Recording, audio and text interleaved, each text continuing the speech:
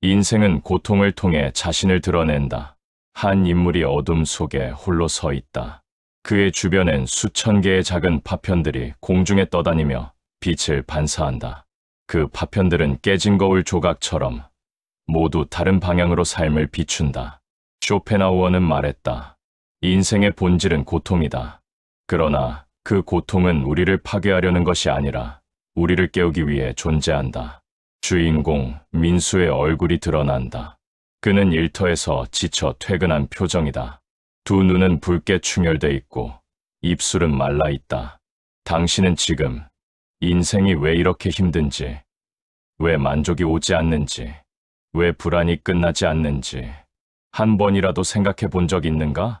주변의 거울 파편들이 하나씩 민수 주변으로 떨어진다. 바닥에 떨어질 때마다 쨍 하는 소리. 그 소리가 마치 인생의 진실을 두드리는 듯하다. 쇼펜하우어의 인생론은 단순한 철학이 아니다. 그것은 인생의 정면을 바라볼 용기가 없는 사람들을 위한 가혹하지만 가장 명확한 지침서다. 파편 하나가 민수의 발밑에서 깨진다. 그 조각 사이로 빛이 새어나오며 인생론은 본격적으로 시작된다. 쇼펜하우어의 명언, 인생론을 시작하기 전에 구독과 좋아요를 눌러주시면 저에겐 큰 힘이 됩니다. 감사합니다. 그럼 시작하겠습니다. 고통은 삶의 기본값이다. 민수는 퇴근길 지하철 유리창에 비친 자신의 얼굴을 본다. 그는 속삭인다. 민수, 대체 뭐가 문제지 왜 이렇게 힘들까? 유리창 너머로 흐르는 네온사인과 빽빽한 사람들의 얼굴. 쇼펜하우어는 말했다. 고통은 예외가 아니라 규칙이다. 행복은 규칙이 아니라 순간적인 휴식일 뿐이다. 지하철 안의 사람들 모두 같은 표정을 하고 있는 듯하다. 지쳤고 불안하며 허기져 있다. 우리는 고통이 오면 왜 나한테만 이런 일이? 라고 묻는다. 하지만 쇼펜하우어는 말한다. 고통이 찾아오는 것이 이상한 것이 아니라 오히려 고통이 없다고 믿는 것이 착각이다. 민수의 표정이 달라진다. 그는 깨닫는다. 그럼 내가 잘못 살고 있는 게 아니라 이게 원래 인생이라는 건가? 삶은 의지에 의해 끌려가는 여정이다. 민수는 사무실에서 늦은 밤까지 야근 중이다. 모니터 빛에 잠긴 그의 눈은 붉다. 우리는 자유롭다고 생각한다. 하지만 쇼펜하우어는 말했다. 우리는 의지라는 마차에 묶여 끌려가는 말과 같다. 민수는 마음속으로 말한다. 쉬고 싶다. 근데 쉬는 것도 불안해. 그의 손은 계속 키보드를 두드린다. 욕망이 그를 앞에서 끌어당기고 불안이 뒤에서 밀어낸다. 의지는 멈추지 않는다. 욕망을 채우는 순간 우리는 더 큰 욕망으로 갈아탄다. 일집 결핍, 목표 결핍. 그래서 쇼펜하우어는 말했다. 욕망이란 우릴 앞으로 나아가게 하지만 결코 목적지에 도착하게 하지는 않는다. 고통을 이해하는 사람이 인생을 이해한다. 민수는 지친 몸으로 회사 옆 계단에 앉아 숨을 고른다. 고통은 인생의 적이 아니다. 고통은 인생의 언어다. 민수의 눈에 눈물이 맺힌다. 그러나 그 눈물은 절망이라기보다 깨달음에 가깝다. 쇼펜하우어는 말한다. 고통을 없애려 하지 말고 고통을 읽어라. 그 속엔 내가 무엇을 바라는지, 무엇을 두려워하는지, 무엇을 진짜 원하는지가 적혀 있다. 민수의 눈빛이 조금 밝아진다. 그는 천천히 자리에서 일어난다. 세상은 나를 중심으로 돌아가지 않는다. 타인의 시선이라는 감옥. 민수는 SNS를 보고 있다. 남들의 성공, 화려한 사진, 비교, 열등감. 그의 표정이 굳어간다. 쇼펜하우어는 말했다. 우리는 타인의 기대에 맞추려다 자신을 죽인다. 민수는 화면을 넘길수록 더 불안해진다. 하지만 문득 그는 휴대폰을 테이블에 내려놓는다. 나는 누구를 위해 사는 거지? 타인의 시선을 의식하는 순간 우리는 자유를 잃는다. 그리고 그 감옥은 우리가 스스로 들어간 감옥이다. 행복은 비교에서 태어나지 않는다. 민수는 퇴근길, 지하철에서 누군가의 비싼 시계를 보고 자신을 비웃듯 중얼거린다. 저 사람은 좋겠다. 쇼펜하우어의 인생론에서 비교는 독이다. 비교하는 순간 우리는 자기 삶을 살지 못한다. 타인의 인생에 기생하게 된다. 카메라가 주변 사람들을 비춘다. 모두 불안해 보인다. 모두 결핍을 안고 있다. 우리가 부러워하는 사람도 우리를 부러워한다. 결핍은 누구에게나 있기 때문이다. 민수가 다시 창밖을 본다. 그의 표정은 조금 편안해졌다. 자기 삶을 살기 위해 필요한 단 한 가지. 민수는 작은 카페 구석에 앉아 커피를 마신다. 사람들의 목소리가 희미하게 들린다. 그는 창밖을 보며 천천히 미소를 짓는다. 쇼펜하우어는 말한다. 남이 아닌 자신을 보고 살아라. 그것이 고통을 줄이는 첫 번째 길이다. 민수의 미소는 아주 작은 변화지만 그것이 첫걸음이다. 고독은 결핍이 아니라 능력이다. 혼자 있는 시간의 가치를 알게 될 때 민수는 늦은 밤 혼자 산책을 한다. 도시는 조용하고 가로등 불빛만이 길을 비춘다. 우리는 혼자 있는 걸 두려워한다. 하지만 쇼펜하우어는 말했다. 고독은 위대한 정신의 본질이다. 민수는 이어폰도 빼고 폰도 꺼둔 채 그저 걷는다. 그 침묵이 처음엔 어색하더니 점차 편안해진다. 타인의 소음에서 벗어나야 자신이 들린다. 민수는 사람들로 가득한 지하상가를 걷는다. 그들의 대화불안, 욕망, 광고, 음악, 모든 소리가 이어 붙여져 소음이 된다. 민수의 머릿속도 복잡해진다. 우리가 힘들다고 말할 때 정말 힘든 건 삶이 아니라 타인의 소음이다. 그는 조용히 속삭인다. 잠깐만 나에게 집중해보자. 이 순간 소음이 모두 잦아든다. 마치 세상이 일시정지된 듯 고독 속에서 비로소 보이는 삶의 방향. 민수는 강가 난간에 기대어 야경을 바라본다. 물결이 잔잔하고 밤하늘엔 별이 떠 있다. 쇼펜하우어의 인생론은 늘 말한다. 고독 속에서 우리는 방향을 찾는다. 타인의 소음 속에서는 길을 잃는다. 민수는 천천히 말한다. 혼자 있는 게 생각보다 나쁘지 않네. 타인은 지옥이 아니다. 단지 욕망의 거울일 뿐이다. 바람이 거세다. 주인공은 낡은 난간에 손을 올리고 아래를 내려다본다. 도시는 여전히 분주한데 그 소음마저 어디선가 멀리서 들려온 듯 희미하다. 쇼펜하우어는 인간의 대부분의 고통이 타인에 대한 과도한 기대에서 시작된다고 말했다. 민수는 허공을 바라본다. 그의 눈에는 피로와 체념이 섞여 있다. 우리는 누가 나를 이해해 주길 기대한다. 내 마음을 읽어주길 바라며 내 삶의 상처를 알아주기를 기다린다. 바람이 스산하게 스친다. 하지만 인간은 원래 서로를 완전히 이해하지 못한다. 쇼펜하우어는 이것을 개별자의 본질적 고립이라고 불렀다. 우리는 남을 오해하고 남은 우리를 오해한다. 그 오해 속에서 인간은 상처받는다. 사람들 사이에 끼어 서 있는 주인공, 모두 각자의 휴대폰만 바라보며 살아있다. 하지만 쇼펜하우어의 인생론은 이 진실을 절망이 아닌 해방으로 사용한다. 웃는 사람도 있고 피곤해 보이는 사람도 있고 눈치를 보는 사람도 있다. 타인은 내 욕망의 거울이다. 내가 누구에게 인정받고 싶은지, 누가 나를 싫어하길 두려워하는지, 그 모든 것은 결국 내 욕망의 형태일 뿐. 주인공이 휴대폰을 꺼놓는다.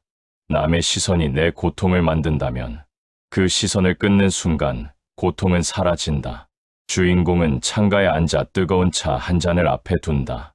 누구도 나를 완전히 이해할 수 없다면 나는 왜 이렇게 이해받고 싶어 했지? 쇼펜하우어의 철학은 차갑지만 그 차가운 결론 끝에는 묘한 자유가 있다. 주인공은 창밖 사람들을 바라본다. 그들은 저마다 바빠 보이고 서로를 신경 쓰지 않는다. 타인을 내려놓는 순간 우리는 비로소 나라는 존재를 붙잡게 된다. 카메라가 주인공의 손을 비춘다.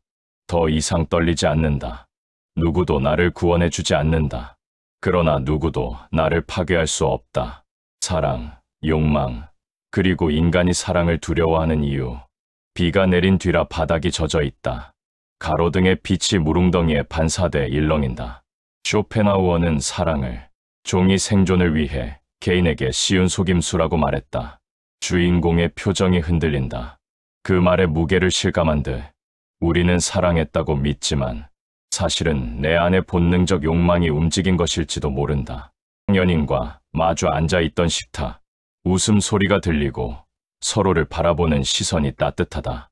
하지만 다음 순간 얼굴에 어둠이 들이오며 다툼의 장면으로 넘겨진다. 사랑은 언제나 달콤함과 고통을 동시에 품고 있다. 그 이유는 의지가 관계 안에서 폭발하기 때문이다.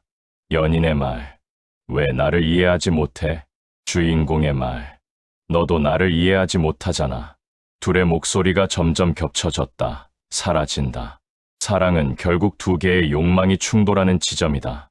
누군가를 독점하고 싶고, 누군가에게 인정받고 싶고, 누군가에게 영원히 특별해지고 싶다는 불가능한 욕망. 비 내리는 창가 앞에서 혼자 앉아있는 주인공. 창문을 타고 흐는 빗물이 느리게 흘러내린다. 그럼에도 인간은 사랑을 갈망한다. 왜냐하면 사랑은 내가 살아있음을 느끼게 하는 가장 뜨거운 경험이기 때문이다. 주인공이 손가락으로 유리에 떨어진 빗방울을 따라 움직인다. 그러나 쇼펜하우어의 인생론은 사랑을 경계하라고 말한다. 사랑은 인간을 가장 쉽게 오해하게 만드는 감정이기 때문이다. 빛이 서서히 꺼지며 화면은 어두워진다. 우리는 사랑을 찾지만 사랑 속에서 자기 자신을 잃는다. 주인공의 목소리가 낮게 들린다.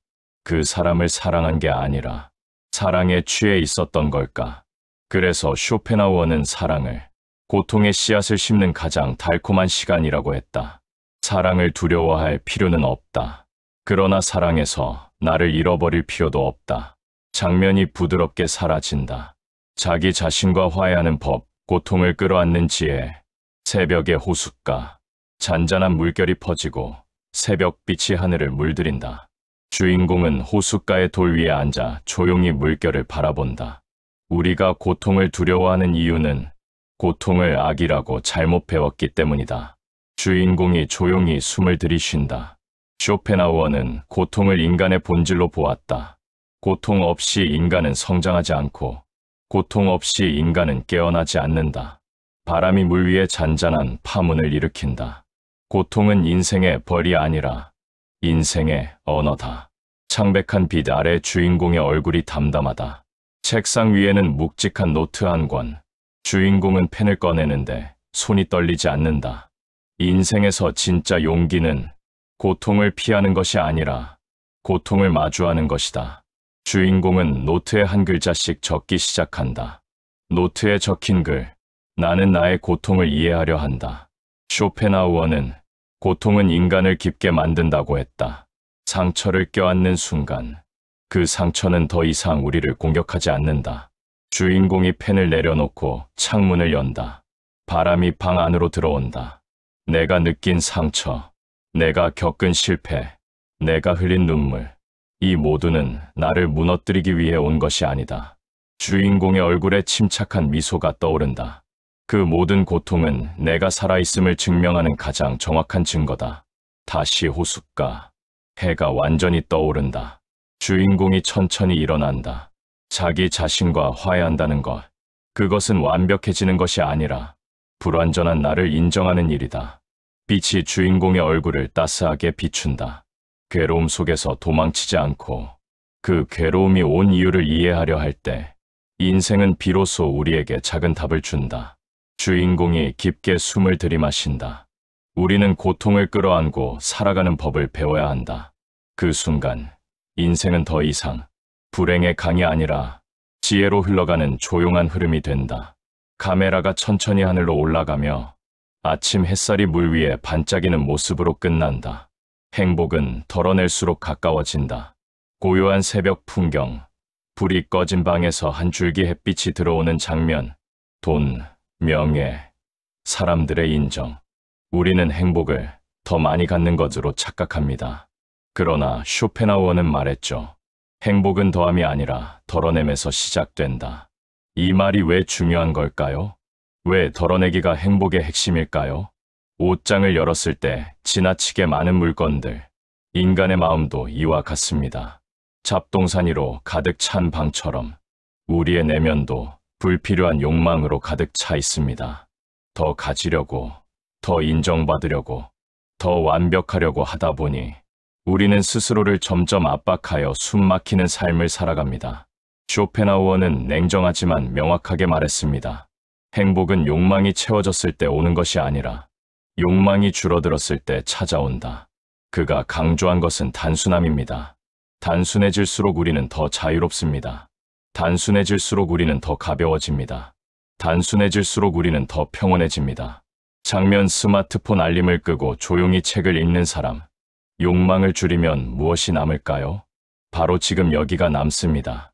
지금 이 순간이 선명해지고 사소한 것에도 감사할 줄 아는 마음이 생기고 평범한 하루에 숨어있던 소소한 행복이 보입니다. 욕망이 많을수록 우리는 미래에만 집중합니다. 하지만 욕망이 적을수록 지금을 누릴 수 있습니다.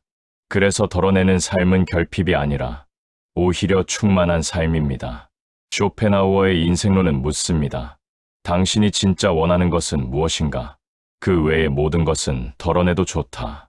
행복은 멀리 있지 않습니다. 지금 당신이 짊어진 것 중 딱 하나만 내려놓아도 훨씬 가까워집니다. 쇼펜하우어의 핵심 주장은 단 하나로 요약됩니다. 인간은 이지라는 본능적 충동에 끌려가는 존재이다. 우리가 무엇을 원하는지, 어떤 삶을 꿈꾸는지, 왜 반복해서 같은 실수를 하는지, 그 모든 근원에는 의지가 숨어 있습니다. 목표를 향해 달리는 사람들, 의지는 강력합니다. 원하는 것을 향해 몸을 움직이고 장벽이 있어도 밀어붙이게 만듭니다. 그러나 의지는 종종 우리를 불행하게 하기도 합니다. 왜냐하면 의지는 끝이 없기 때문입니다. 그래서 쇼펜하우어는 의지에 맞설 수 있는 유일한 힘, 바로 성찰을 강조했습니다. 성찰은 의지가 만든 욕망을 객관적으로 바라보게 합니다. 나는 왜 저것을 원하는가? 저 욕망이 사라지면 나는 더 자유로워지는가? 내가 선택한 이 길은 누구의 의지인가? 이 질문들을 던지는 순간 우리는 본능의 노예에서 의지를 조종하는 주인으로 바뀝니다. 책상에 앉아 자신을 돌아보는 한 사람. 성찰이 깊어질수록 우리는 실수를 반복하지 않게 됩니다. 감정에 휘둘리지 않게 됩니다. 남의 기준에 흔들리지 않게 됩니다. 그리고 무엇보다 자기 자신을 정확히 알게 됩니다. 쇼펜하우어는 말합니다. 자기 자신을 아는 사람은 절대 흔들리지 않는다. 의지가 아니라 이성으로 사는 사람이기 때문이다. 오늘날의 우리는 너무 빨리 움직입니다. 결정해야 할 것들이 너무 많고, 비교할 대상이 너무 많고, 속도가 너무 빠릅니다. 하지만 속도를 줄이고 잠시 멈춰서서 나는 어떤 사람인가를 돌아볼 수 있다면 그 순간부터 삶의 방향은 완전히 달라집니다. 의지와 성찰은 서로 싸우는 힘이 아니라 인간을 완성시키는 두 날개입니다. 의지가 삶을 이끌고 성찰이 삶을 조정합니다. 이 둘이 균형을 이룰 때 우리는 비로소 나답게 살 수 있게 됩니다. 잔잔한 호수, 바람 한 점 없는 고요함. 사람들은 성공을 원합니다. 그러나 쇼펜하우어는 말했습니다. 인생을 지배하는 것은 성공이 아니라 평정이다. 이 말이 얼마나 깊은 통찰인지 생각해 봅시다. 높은 산 정상, 성취의 순간, 성공은 반짝입니다. 잠깐 기쁨을 주지만 곧 사라져버립니다. 새로운 목표가 생기고, 새로운 비교가 시작되고, 다시 불안이 찾아옵니다. 그러나 평정 마음의 고요함은 다릅니다. 상황이 흔들려도 중심을 잃지 않게 해주고, 사람들의 말에 과하게 반응하지 않게 만들고, 비난에도, 칭찬에도, 유혹에도 흔들리지 않는 내면의 힘을 줍니다. 쇼펜하우어는 말합니다. 행복은 외부에 있는 것이 아니라 평정이라는 이름의 내면 상태에 있다. 성공은 외부의 조건을 필요로 합니다. 하지만 평정은 그 어떤 조건도 필요로 하지 않습니다. 그저 자기 자신을 다스리는 힘만 있으면 됩니다. 소파에 앉아 조용히 호흡하는 사람. 평정은 현실 도피가 아닙니다. 오히려 무엇보다도 현실적입니다.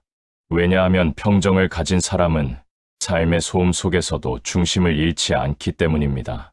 실패에도 무너지지 않고, 성공에도 취하지 않고, 관계에도 과몰입하지 않고, 그저 자기의 삶을 담담하게 살아냅니다. 이 담담함이 바로 가장 강력한 인생 기술입니다. 당신은 무엇을 선택하겠습니까? 잠깐 반짝하는 성공일까요? 아니면 오래도록 당신을 지켜주는 평정일까요? 쇼펜하우어는 조용히 그러나 깊게 말합니다. 평정을 지키는 사람은 그 어떤 고난 속에서도 흔들리지 않는다. 넓은 들판에 노을이 지고 한 사람이 천천히 걸어오는 장면. 쇼펜하우어 인생론의 마지막 결론은 아주 단순합니다. 그러나 이 단순함 속에 거대한 진실이 숨겨져 있습니다. 인생의 목적은 행복이 아니라 자기 자신을 완성하는 것이다. 우리는 늘 남들과 비교합니다. 누가 더 돈을 벌었는지, 누가 더 안정적인 삶을 살았는지, 누가 더 인정받는지. 그러나 인생은 비교하는 게임이 아닙니다. 오직 하나의 기준만 존재합니다. 어제의 나보다 오늘의 내가 성장했는가? 쇼펜하우어는 강조했습니다. 남을 모방하는 사람은 자신을 잃고 자신을 아는 사람은 남을 이긴다. 우리가 해야 할 일은 단 하나입니다. 나라는 존재를 깊이 이해하고 나에게 주어진 방식으로 나다운 삶을 꾸려가는 것. 그 여정 속에서 우리는 실패도 하고 상처도 받고 때로는 길을 잃기도 합니다. 그러나 그 모든 경험이 우리의 인생을 조금씩 완성시켜줍니다. 장면 다양한 순간들의 몽타주 실패, 도전, 휴식, 성장, 완성에 가까워질수록 우리는 더 담담해지고 더 자유로워지고 더 단단해지고 더 평온해집니다. 그리고 어느 순간 문득 깨닫게 됩니다. 인생은 누가 더 빨리 가느냐가 아니라 누가 더 자기답게 가느냐의 싸움이었다는 것을. RATOR 마지막 메시지. 쇼펜하우어 인생론은 우리에게 말합니다. 내 삶을 지배하는 것은 내 내면뿐이다. 너 자신을 이해하고 너 자신을 지키고 너 자신을 완성하라. 인생은 결국 단 하나의 작품입니다. 그리고 그 작품을 만드는 예술가는 오직 당신뿐입니다. 쇼펜하우어의 인생 철학을 들어주신 구독자 여러분께 감사드립니다. 유익하다 1번, 유익하지 않다 2번을 댓글에 적어주시면 다음 영상 제작에 큰 도움이 됩니다. 감사합니다. 최고의 시간들이 되시길 기원합니다.